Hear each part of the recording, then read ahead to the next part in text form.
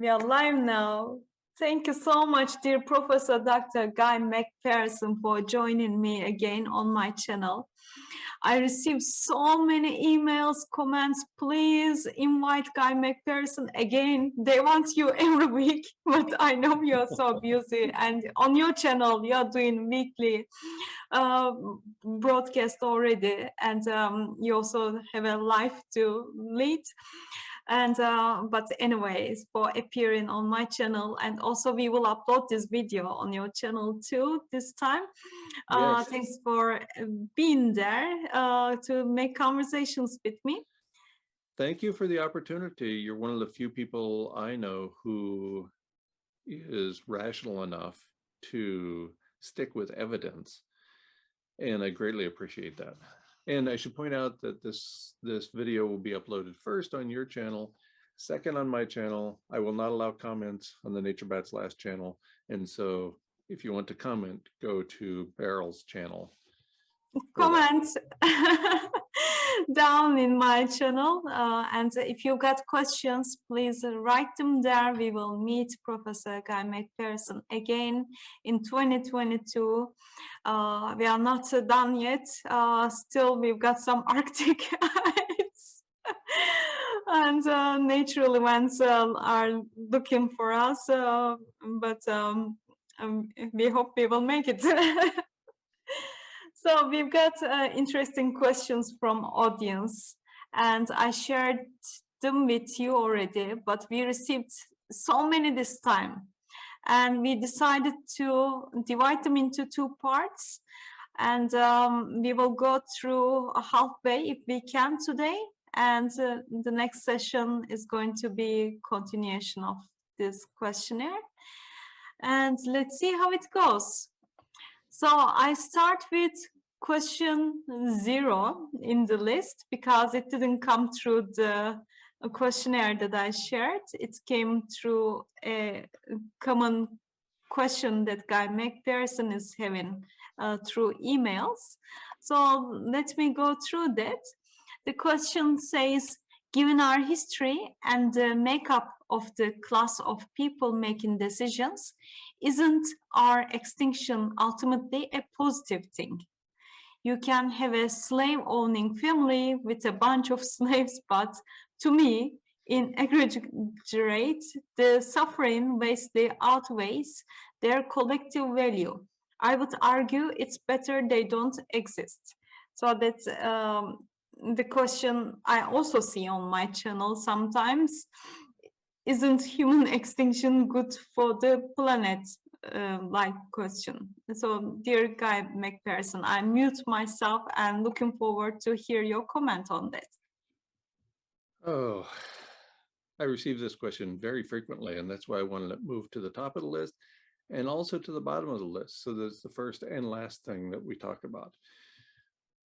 The problem with human extinction, as rapidly as the rate of change is going, and even more rapidly in light of our demise from this planet, is that it would lead to the very rapid extinction of all life on Earth. And I'm really not interested in that happening. Despite what you hear from people like Derek Jensen of Deep Green Resistance, Lear Keith of Deep Green Resistance, the people at Idle No More, and many others, our extinction, because of two reasons, guarantees the extinction of all life on Earth. First, there's the rapid rate of change. As pointed out by Strona and Bradshaw in their scientific reports paper, which is part of the Nature series. It's an open access journal, so you can go there and read it. It was published November 13th, 2018, and it addresses the very issue of the rapidity of environmental change. And the paper points out that due to the very rapid ongoing rate of change and the certainty of reliance of various species on other species, then our extinction means the loss of all life on Earth. That's just one of the two means I know about by which our extinction will cause the extinction of all life on Earth. The second is the uncontrolled meltdown of the world's nuclear facilities. I've commented on both of these factors on the Nature Bats Last YouTube channel and also on Nature Bats Last, the blog at guymcpherson.com. And I point out the evidence indicating that the rapid rate of change is enough to cause our extinction. And also the meltdown, the uncontrolled meltdown of the world's nuclear facilities is sufficient to cause extinction of all life on Earth. I'm not interested.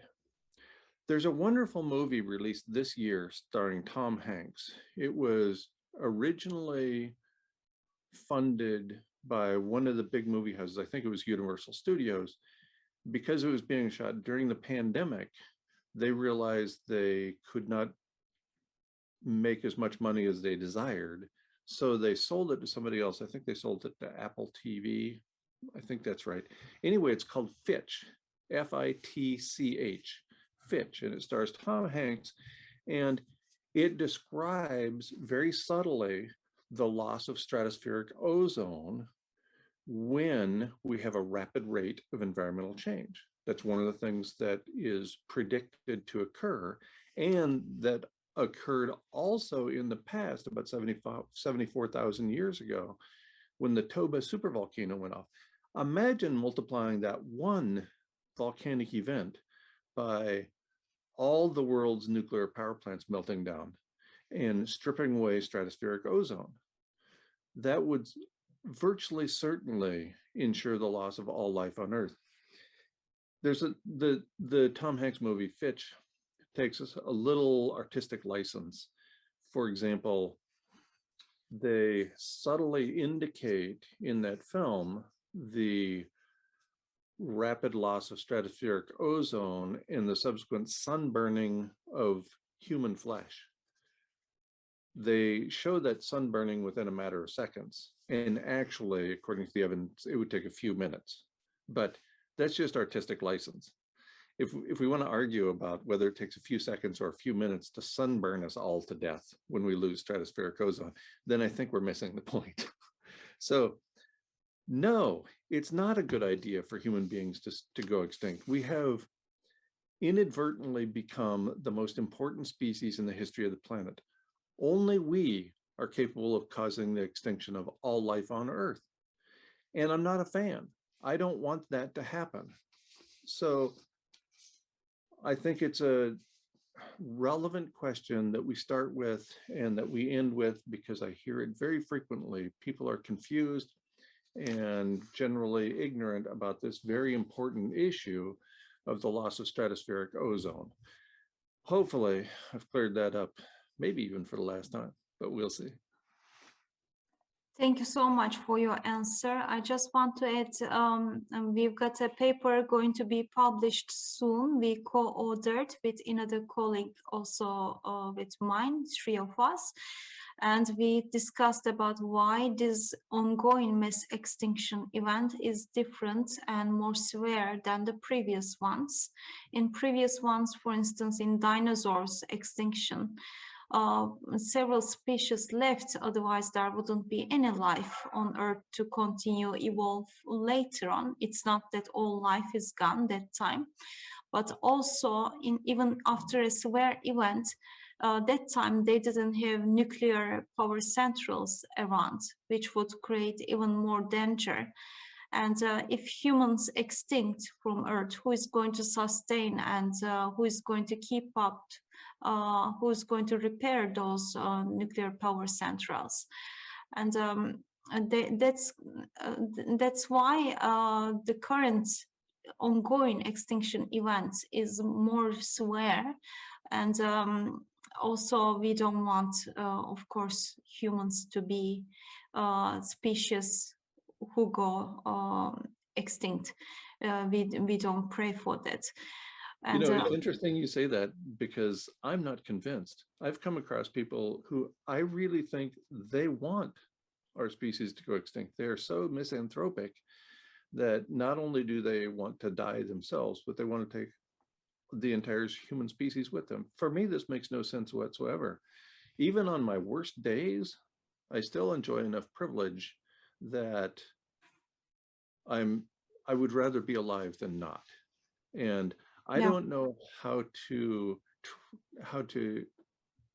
carry that information and encourage other people to find the good things in their own lives. I don't know how to do that. It must be possible. That's the work of therapists and counselors, after all, and I'm not one. So I don't know how to make people feel better so that they don't want all life on Earth to go extinct. Of course. Thank you so much for this very nice, kind comment. Let's go to question 1, which came through the questionnaire form to me. And it says, I don't mean this as an absolute regarding humans. More as the situation stands now, I don't see how we don't dissolve, I think, in these circumstances, becoming increasingly violent and irrational as the situation worsens. So I think that's their yeah, I think that's their comment on the previous question. Right? it's also a picture which I'm going to release on the show, and I will display the picture on the screen. A nice view coming from Jay Navas. So I think this is relevant to previous answer we have given, if you agree. Or do you have more to add to this? No, I think we got this covered. Mm-hmm. And let's go to question 2. So why bother building reflective arrays? Given where we are now, shouldn't we be working to accelerate this process? Again, it's, I think, similar. Why shouldn't we force humanity to extinct and take the nature, do its job, or maybe? But why do we bother about making mere reflection project, for instance? Right. And again, I think this is a case of people not understanding what the consequences of our own extinction are. The consequences almost certainly include the loss of all life on Earth.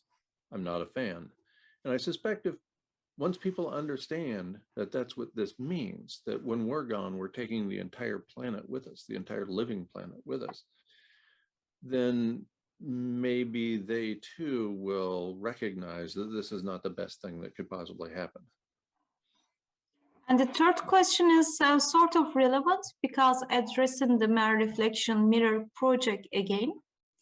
And John Sovillo, I'm not pronouncing correctly, I'm sorry.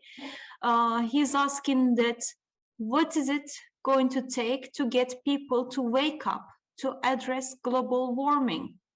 How fast would we need to build the mirrors to bring the global temperature back down to a safe level? I think we only need 2 things. I think we need a time machine and a committed leadership. I don't see either one of those happening, I'm afraid. You know, you could argue that we need to go back at least to the 1920s. The aerosol masking effect was approximately the same in the 1920s as it is now, based on the peer-reviewed literature. Now, you could argue that you could go back to the beginning of civilizations. The first civilizations rose on the planet some thousands of years ago, several thousand years ago. So maybe when we started growing grains at scale is when we made the fundamental mistake and went into human population overshoot. Or maybe it's worse than that. Maybe it was during the cognitive revolution more than 30,000 years ago, when humans, for reasons that are still not explained, at least not that I understand, humans became the first species that were able to imagine things that they did not personally experience. Even without being able to taste and smell and see things, humans were able to imagine things. And one of the consequences of that cognitive revolution was humans viewed themselves as superior to other organisms. Up until the cognitive revolution, that didn't happen. We viewed ourselves as just another in a vast array of species. But during the cognitive revolution, we somehow came up with the idea that we are superior to all the other species on Earth.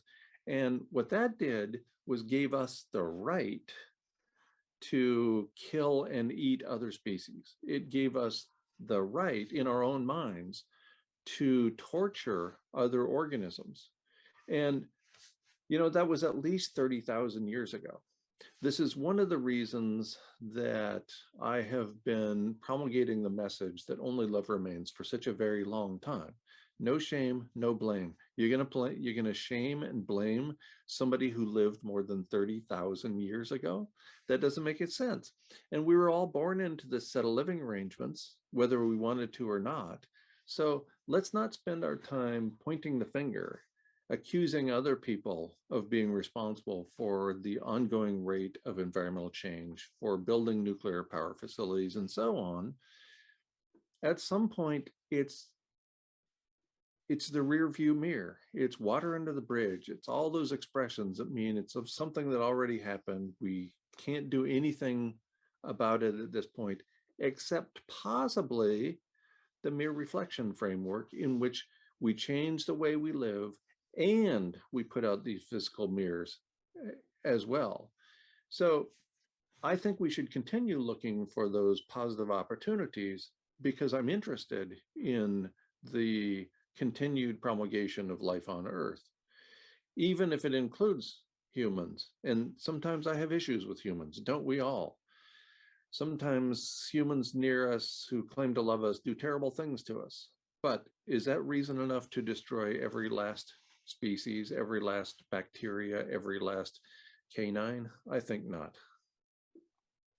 You mentioned that humans, somehow we assume that we are superior to all other species. It also surprises me we label species like animals, insects, birds, like endangered species sometimes, and we protect them.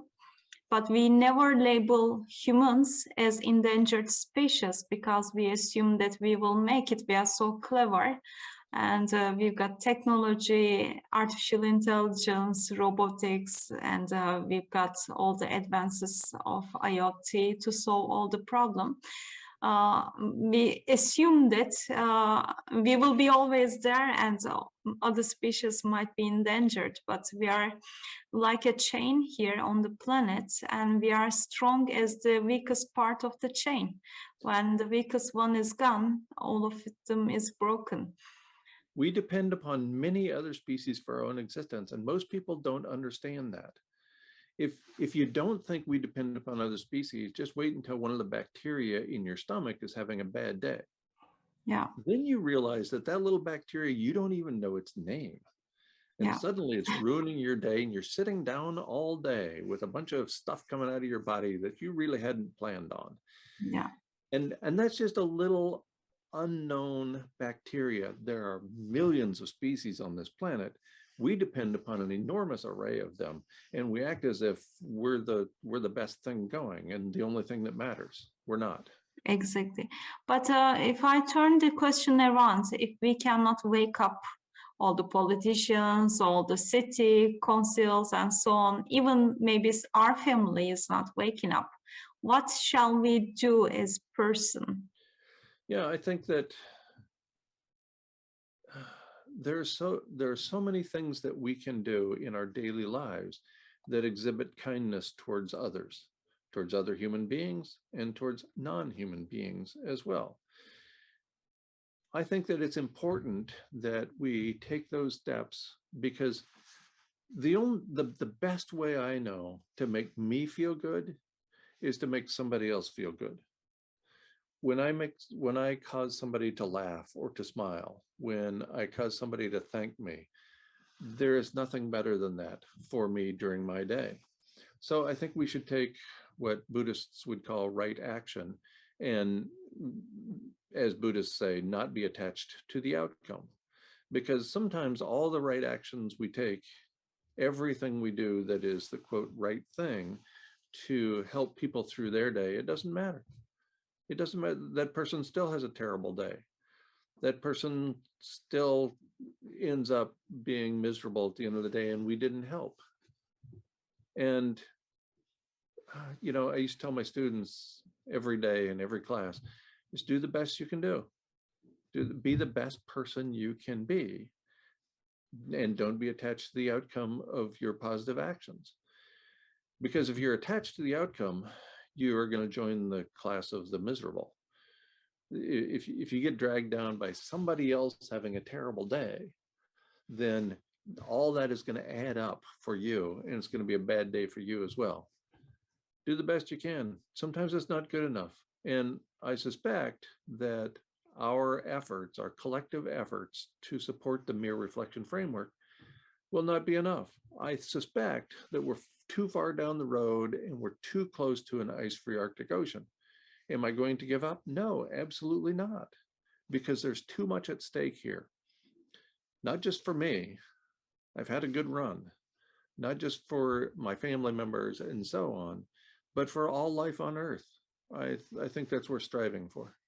Mm-hmm. I personally believe in the collective brain also. When all people think together, I feel like there's a new brain appears. When two people sit together, there's a third brain, this collective mind. Maybe if we put all the efforts the best way we can, there will be also new solutions, new ideas, even better maybe than mere reflection that we can think individually.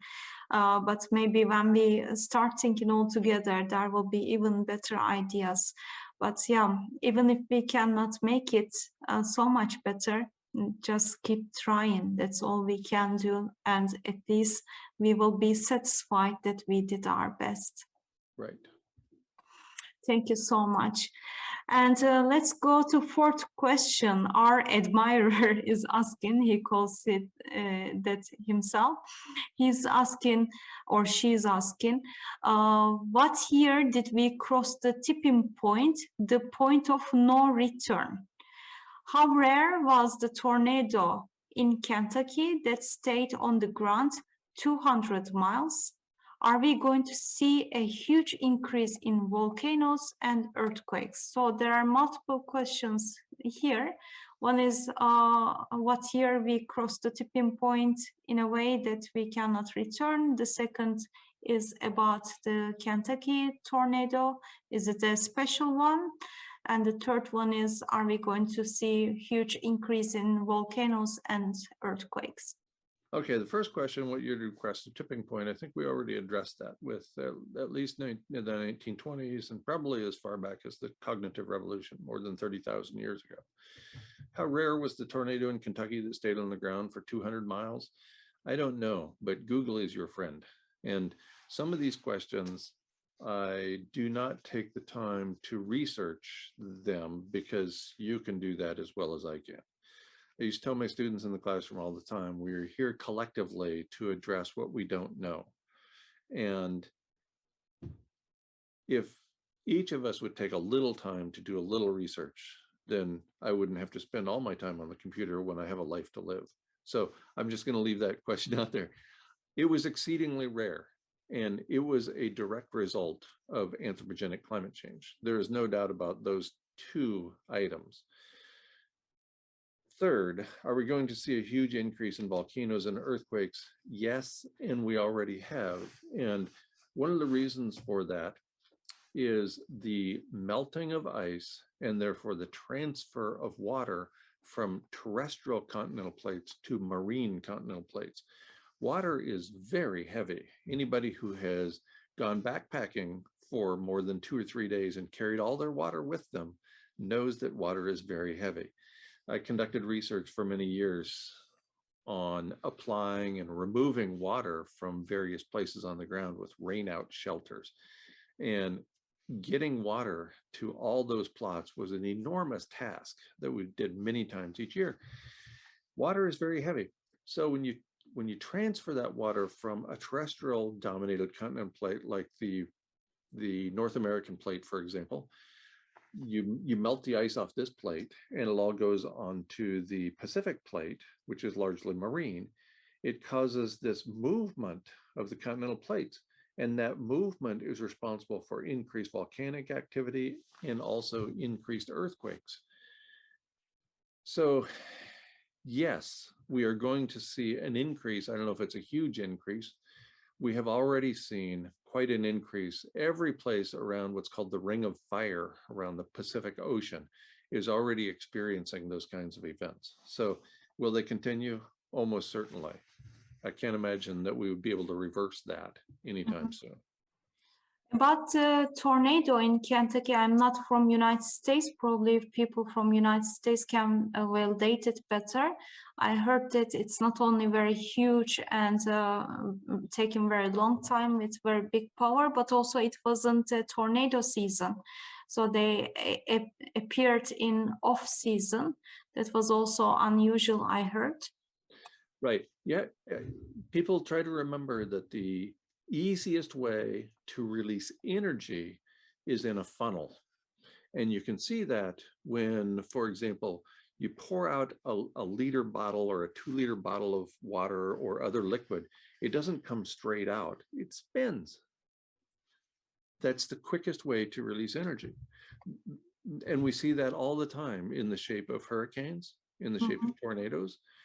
The Earth is releasing energy from the terrestrial surface into the atmosphere or vice versa. And it's doing so in that most productive of ways by making that spiral. In my channel, people also commented from Kentucky that it was unusually warm before the event happened. So that's also shows us that our planet is showing unusual temperatures. And let's go to question 5. Somebody asked, near-term human extinction 2026, question mark. In light of the recent reports, end of 2024 seems more probable. So it's, again, we throw coins each year. I think this person is referring to loss of habitat. I'm referring to extinction. We will lose habitat. A relatively few people will survive in quotes, in their bunkers, in their well-stocked bunkers, surrounded by like-minded sociopaths. And I'm referring to death when I say 2026. I think we will lose habitat before then, obviously. But I think anybody who is trying to live in a bunker surrounded by sociopaths who want the same thing they do, to live a few minutes longer, regardless of the conditions, regardless of being marinating in ionizing radiation, regardless of it being too hot and too cold and too hot and too cold, and having difficulty finding safe water supply and so on. I think those people will persist maybe a year or two before they end up murdering each other and then committing suicide themselves. So I think we will lose habitat before 2026. I think we will be extinct in 2026. You know, people write to me all the time and tell me a few million people are going to live below ground in these enormous bunkers. Really? First of all, is that living? I have my doubts. And second of all, how long do you think people are going to put up with each other in that sort of situation? In the sort of conditions in which we're all trying to get along and be happy, but the food is limited, the ionizing radiation is coming into the facility because there's no known way to keep it out. People are starting to become very sick and dying. And you want to live like that? You know, that's not for me. So I'm referring to extinction by 2026, and maybe it'll be 2027, maybe it would be 2028 before somebody living in one of these bunkers manages to kill themselves. But that's not for me, and I suspect that's not for most people who are watching and listening on this channel either. Maybe people can just relate to situations about COVID we are going this time. We are right now in the Netherlands in lockdown, but our lockdowns are a little different than how it happens in other European countries. In Italy, for instance, they cannot step outside of the door. But in the Netherlands, if you're sporting, for instance, it's allowed. If you're walking dog, or if you want to go to supermarkets, it's allowed. So we are freer in terms of locking down. We are not really locked inside of the house. And even then, people feel like depressed when it's called lockdown, because they cannot really socialize and do, for instance, concert, theater-like events, or going to gym for sporting. They need to sport alone. They feel so lonely even then. And I cannot imagine being locked down in a bunker, even if they have everything they need for a while. Still, I don't think it's a condition that anybody wants to live. Mm-hmm. Let's try to save a habitat. Right. Let's go to next question. Question 6. Dr. Ira Leifer thinks only a few thousand humans can survive a 3 centigrade degrees rise, seeking refuge in the Arctic and Antarctica. You seem to believe end of life. Why? So that's some people maybe believe that it's not going to be end of the life, even if it's 3 degrees increase globally. Some people can migrate to polar regions, and still maybe a few thousand people can make it. So again, a similar question, I guess.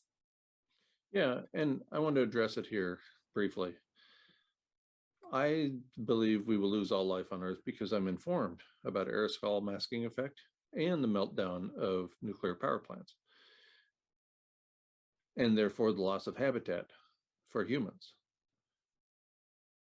If Dr. Leifer thinks we can survive a 3 degrees C seeking refuge in the Arctic and Antarctica, he's not informed about the catastrophic meltdown of the world's nuclear facilities, nor is he informed about the aerosol masking effect. And I don't think he's informed about human behavior either. I think he's informed about his own privilege, and that's about where it ends. Again, we depend upon so many other species for our own survival. We can't just go to the Arctic or to Antarctica where there's no habitat for humans and expect to take what? There will not be any place to sit in Arctic also, right, and exactly. all ice is gone. Maybe they are imagining to find somewhere to sit, but maybe in Antarctica, but not in Arctic. So that's Abdurrahman Mahmoud is asking, if we are doomed and we are facing extinction, why the mainstream media isn't talking about it? How long do we have left? How long do we have left? We answered already, and maybe we can say a few words about why mainstream media is not making any news that we are losing our habitat, and it's the most emergent thing that we need to address. Right. How long do we have left? I think that all again refers to the year after the first ice-free Arctic Ocean, and because of the extremely rapid rate of change in the wake of that event.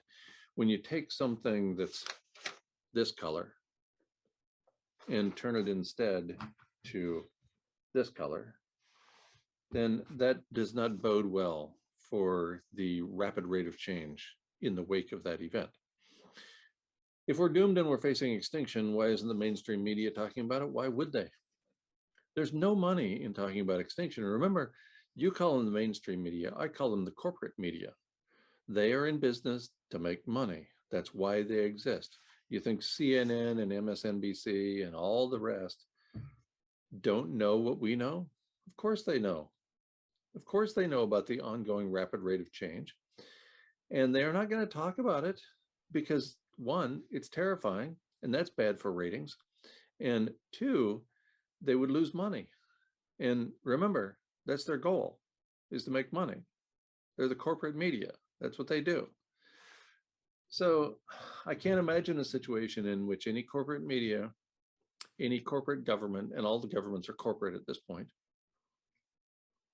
would, or even paid climate scientists. I don't see any paid climate scientists talking about this issue. It's the fast track to losing privilege to talk about the kinds of things that we're talking about right now.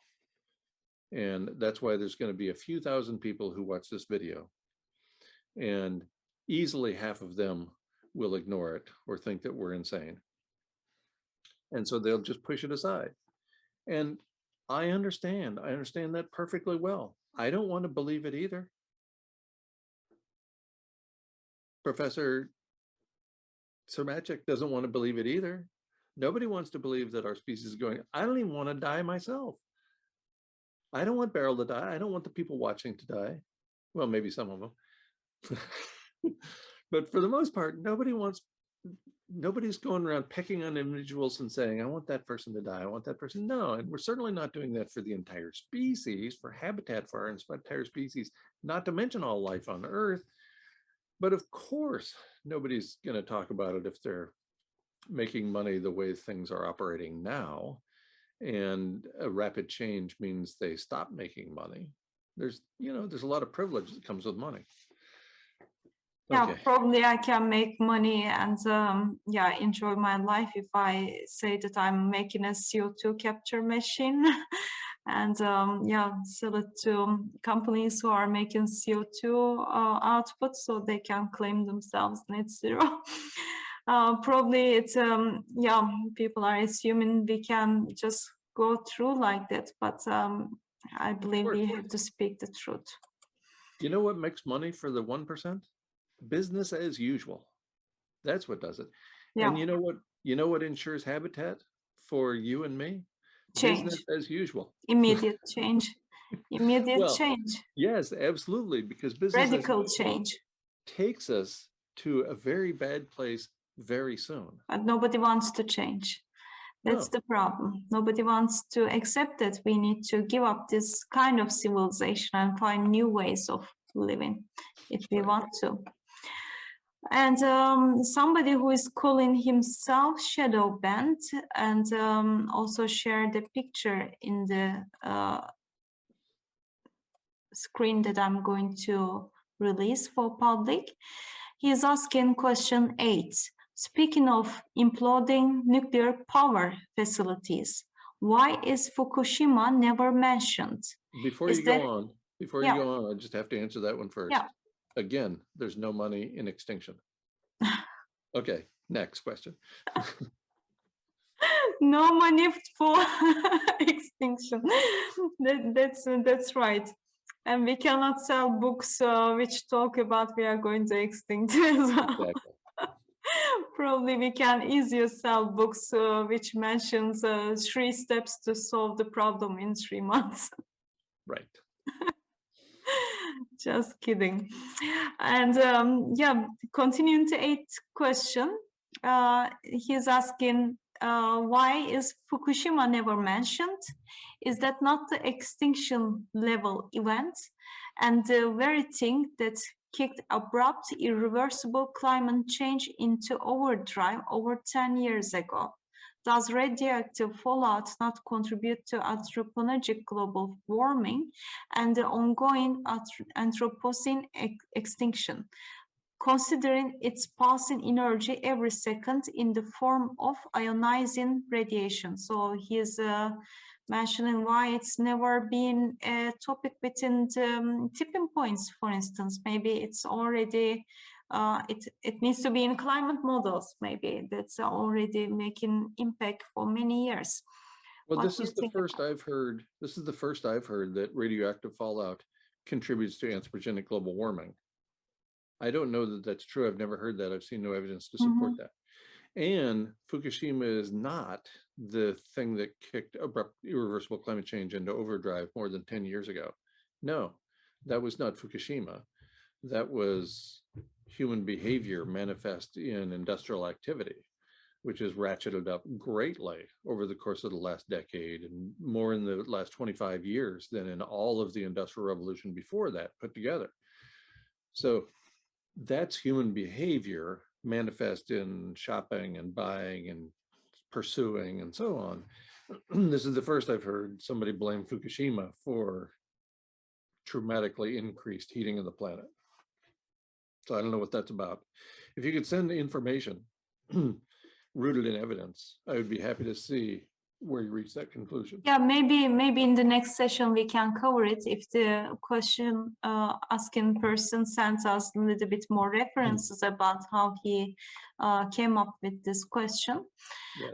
We can maybe read them and we will be happy to cover them next time. I'm going to skip question 9 because his or she's asking will humans will be around in 2025. We already answered this question a couple of times.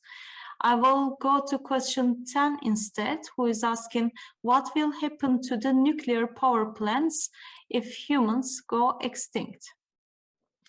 Probably the easiest way to track down this information is to go to nature/guymcpherson.com and do a search on means of extinction, nuclear facilities implode. And I would recommend going to my blog, guymcpherson.com, because that's where you can find the supporting information. If you just look for the video on YouTube, you'll be missing some of that supporting information. The bottom line is that as nuclear power plants melt down, following the example of the supervolcano Toba of about 74,000 years ago, the stratospheric ozone will be stripped away, but it'll be much worse than in the case of Toba, which was one volcanic event. And here we're talking about many hundreds of nuclear facilities melting down, in addition to ongoing volcanic activity and ongoing overheating the planet and so on. So I think the fast way to do that is to go to guymcpherson.com and type in the search box, means of extinction, nuclear facilities implode. And I've covered that in considerable detail. Thank you so much. I go to question 11, and Chris Menard is asking, I find people become extremely angry when I bring up the subject that I believe our species has very little time, no matter how sensitive I try to present this. Am I better to keep my mouth shut? In your experience, how do you handle this on one-to-one basis? I hear actually myself within my environment as well. Some colleagues, friends of mine are telling that I'm not going to post anything in social media because everybody is just jumping to fight within the comment section.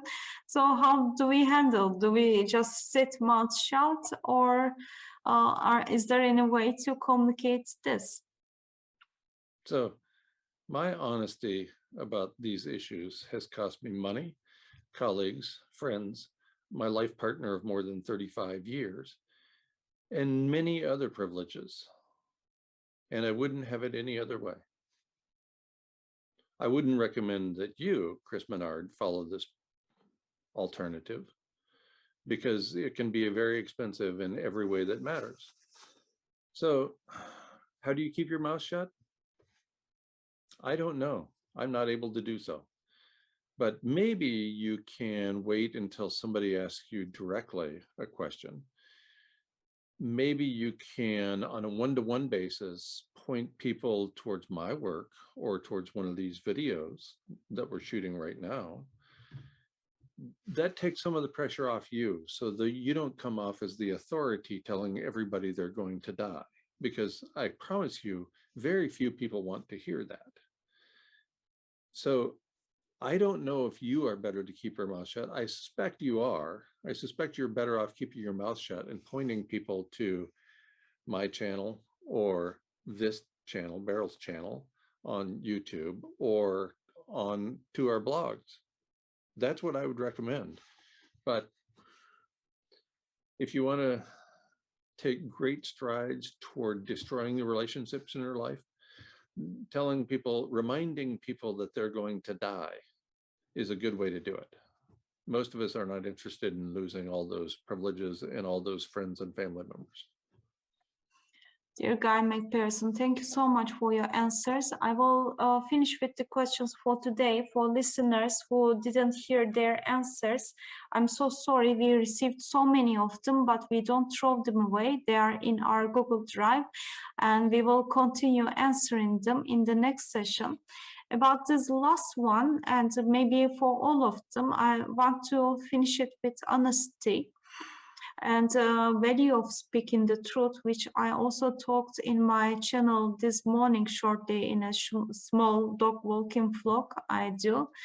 I watched a documentary of a woman who survived the Holocaust, and she was taken with her family to concentration camp, and she was the only child who survived in the place. And they took all the children because also they were not needed there, and they were just causing more mess, and they need food and clothes. They don't need to provide anything if they are gone. So most of the children died, unfortunately, but this woman who was in the documentary survived. And she says that the reason that she survived is that her parents always spoke her the truth. I mean, I don't want to say that if you speak the truth, you will survive from climate change, but I believe it increases our chances to do good if we don't try to cover up the facts and speak the truth to each other and be okay with it. For instance, this woman was mentioned that time she was a little child. When soldiers came, they had also very big dogs who are trained to catch those who don't behave well. And some of the parents, when other children were alive, either didn't tell their children that there are dogs because they didn't want to scare them, and or they said that dogs are not violent, and children also didn't expect them to suddenly attack or do anything. So they didn't speak the truth about the dogs to their children, and their children didn't behave well in that environment, and dogs became violent to them, and they were in attack that time. But parents of this girl spoke her the truth. They said these dogs are violent. They are trained to catch if you are not behaving well. So please don't move. Just breathe like this. Hold your hands like this. Follow us. So they trained the girl and spoke the truth. And even though it's very fearful, and girl says it was easy to accept, even though it's fearful, because she felt the love and honesty of the parents telling her the truth directly. And she said if they didn't tell the truth directly, either she would misbehave and would be in danger too, or she would be even more frightened by imagining what could happen, and her child imagination could run even wilder. So she felt quite much more relaxed by knowing the truth. And she says this is why she made it. Yeah, that's a very sad story that nobody wants it to happen again. But I think there are lessons to learn to this climate issue as well. Speaking truth to each other, maybe we can change our behaviors and think about things by discussing face to face honestly what change we should do. And speaking of World War II, I can't recommend strongly enough Viktor Frankl's 1946 book, Man's Search for Meaning, and his comments about how each of us find meaning in our lives rings true today, all these years later. And, you know, it's been what, 75 years since he wrote that book and had the book published. And it's so much of it is so relevant today that I really can't recommend it highly enough. If we don't find meaning in our own lives, then I would argue that we will have great difficulty continuing to live our lives. It is only when we figure out why we are here as individuals that we find our purpose, that we find our reason for living. And if that purpose, if that reason is rooted in evidence and is promoting kindness for others, then I think that's extremely valuable. Most people have never even thought about why they are here. And that book by Viktor Frankl, again, Man's Search for Meaning, will encourage at least some people to find that path. I can't recommend it highly enough. Thank you so much for mentioning the book, so valuable one. And who is watching this video, I do believe in your heart that you are here for doing good for our planet and for people, animals around you. Thank you for watching. Thanks for sending your questions, and see you in the next one where we will continue answering the questions, the rest of them. Remind me the date. It'll be at the same time, starting at 10 a.m. Eastern time, that is New York time, and 6 p.m., 5 p.m., I can't remember, 4 p.m. in the Netherlands? 4 p.m. in the Netherlands, yes. Central Okay. European time, yes, it is. And what day? It is going to be after New Year on Tuesday, as far as I remember. Okay. We will post in the comments and in your blog also. Right, the first Tuesday after the New Year. Yes. So I think that's 2 weeks from yesterday. I'm guessing it's the 4th January. I think that's right. We will post it on social media. But for now, thank you so much, dear Professor Guy McPherson. I wish you Merry Christmas, a Happy New Year, and have a nice season with your family. Thank you, and likewise to you, and I look forward to seeing you soon, whenever that day is that we can't remember. So many thanks. Bye for now. Bye.